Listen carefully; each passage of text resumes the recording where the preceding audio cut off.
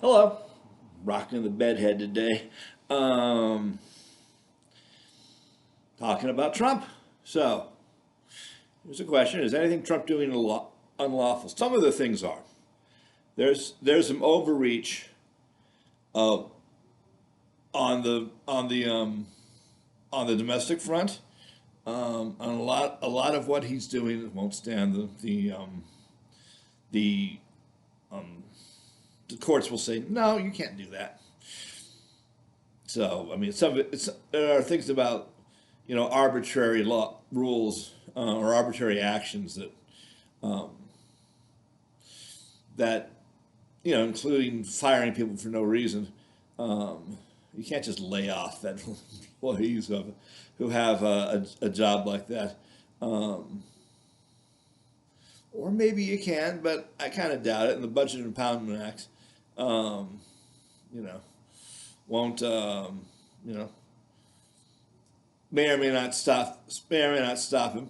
Uh, Trump, Trump on day one signed all those orders. He said he would be a dictator on day one.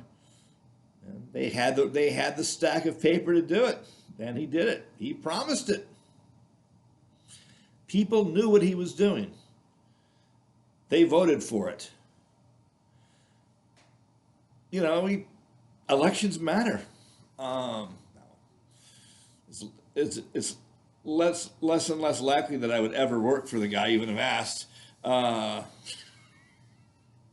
it's and not because of this stuff. Is that a lot of the stuff he's doing is minor and would be destroyed. What's ticking me off at the moment is Ukraine, and he said he would do exactly what he's doing.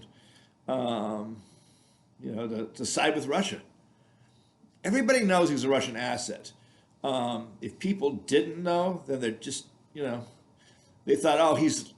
I don't know what people thought. Um, that people on the right thing, and that there were enough people in the Republican Party who said, don't fund Ukraine. They were a majority. They were a majority of Republicans, and certainly not a majority of Congress, but the way that Congress works, as a party, as a partisan prime minister level state, um, yeah, what Trump's doing isn't insane, crazy, but it's not insane. It doesn't show mental disease. So his cabinet's not going to help. The Senate confirmed his cabinet. His cabinet members are not going to say, um, and his vice president won't say, he's insane. We can't keep him going. Um, and can't let him keep going. The Congress might be able to declare him disabled and stop the action, but that would involve senators and members of the Republican Party to change to vote for Schumer as leader and Jeffries as speaker. This isn't something you could undo if you did it, um, and that's really the only way to stop it, frankly. Um, and the only real way to stop him is to say what he's doing is a high crime. Here's the thing: he could bomb Ukrainian forces on the ground. Um, he could make an alliance with Russia. It's within his right. Um, that's what the insurrection was about, by the way, and the two impeachments. They didn't say it because they wanted to use the Democrats wanted to use um, the impeachments to work on the election. It didn't work. It didn't work at all. Um, it just made him mad for the first time around. Um, yeah, those impeachments said, I'm going to get even. It's getting even. So, never wounded king. Donald Trump is. The Congress said what history has shown, or the Supreme Court said what history has shown that the president has pretty plenary power if he's gonna use it, and Congress can't stop him if they wish to.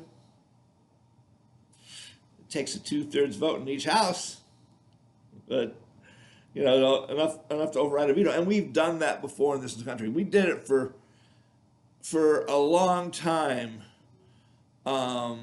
The Republican members of Congress, when the Republican members of Congress were liberal, for like the later part of the 19th century, we had congressional government. The Congress actually, did everything, and the presidents didn't really do much. They didn't have the initiative on anything. The late 19th century presidents really were not powerful. They did not influence much. They were not strong unitary executives. They were pretty much lapdogs of the Speaker of the House. We had a prime minister back then. We got a solid bloody shirt majority. You know what the bloody shirt is? The bloody shirt, they would every election they would wave it around and say the Civil War, never again, don't vote Democratic. Because that's when the Democrats were racist. So they won consistently because of the Civil War. It wasn't until the surviving Civil War soldiers on Memorial Day at Gettysburg shook hands. They came across and they shook hands, and the consensus was, Jim Crow, screw over black people, and then there was a consensus to screw over black people, and it's been the consensus since then. For a large part, it became non-consensus in the '60s. So, the people who were with that consensus have elected a president. So, the people who voted for Donald Trump should have known, could have known, didn't listen. They thought, the other states will do it. Well, there were enough Catholics in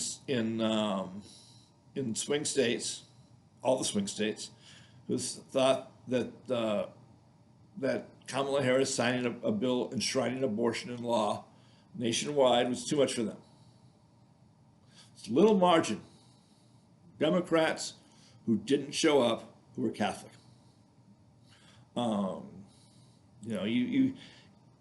It won't show up in the polling, as they don't poll.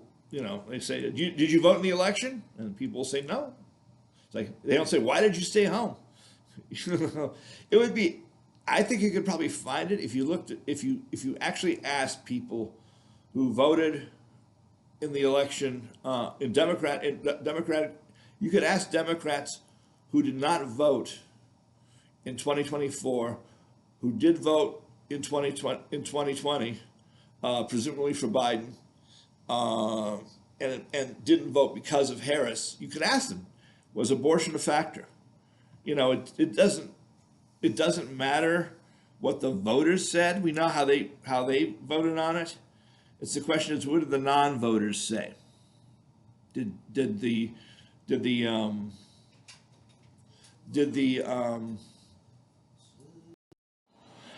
that part of the Republican Democratic fringe, really, the Democratic pro-lifers, which is the fringe of the Democratic, or did they stay home because of what Harris said about signing the Freedom of Choice Act? I think probably they did, and it would take some money to say that. And if you want to really find out whether that was a factor, you can ask those people. It's who voted in the Democratic Party, Democratic voters, who didn't show up in 2024. We know their names. We know who they are. We can ask them: was it abortion? It's just one question. It would take about. It wouldn't take much, actually, to find out. I'm not, you'd have to get electronic voting records, which I think are available in all 7 states. Get a data dump for both elections, because that's a matter of public record. Determine the population of non-voters. It's an easy SQL or SAS thing. I could program it in about 2 minutes. I'd actually have to work a little longer because I've forgotten most of what I know about SQL and SAS. But I could describe it to a programmer what it is, and it would take, like, literally the data set would take five minutes to put together as soon as you gather the data, and it might even, if you've got the files, if the voter lists are public, which they are, but electronically searchable, you could probably take an hour and find them all, and find what the records are, and identify your data set, and then you'd simply, and you wouldn't have their phone numbers, but you'd have their addresses, part of the set, and you could simply say, pronounce some letters and send them. Or you could contact a data broker and get their phones. And then, the expensive part would be to call them, once you have their phone numbers, and say, you can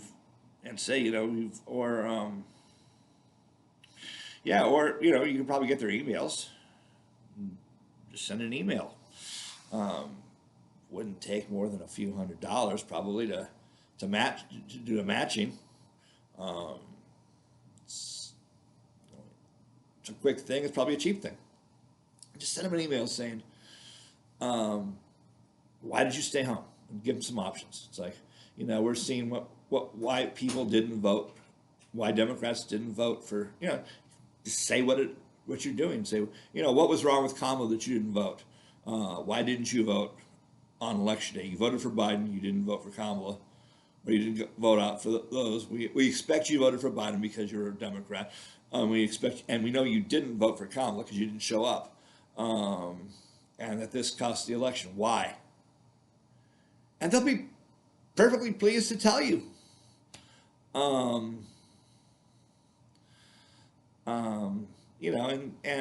Publicize that you're doing it, and yeah.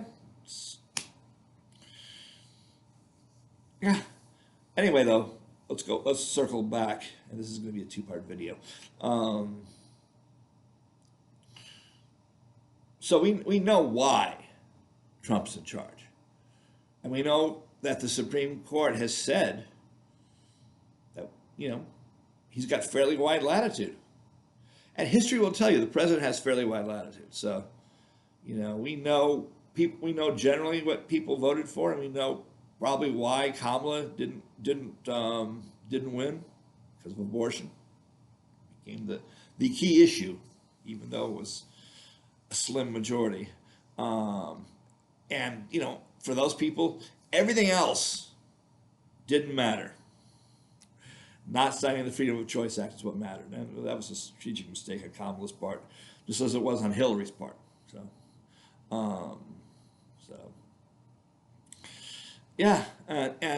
Not settling the issue by compromise on late-term abortion.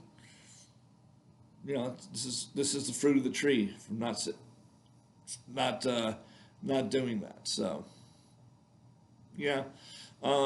because it makes money, just like it made campaign money for Schumer to not really say that it was a Russia thing.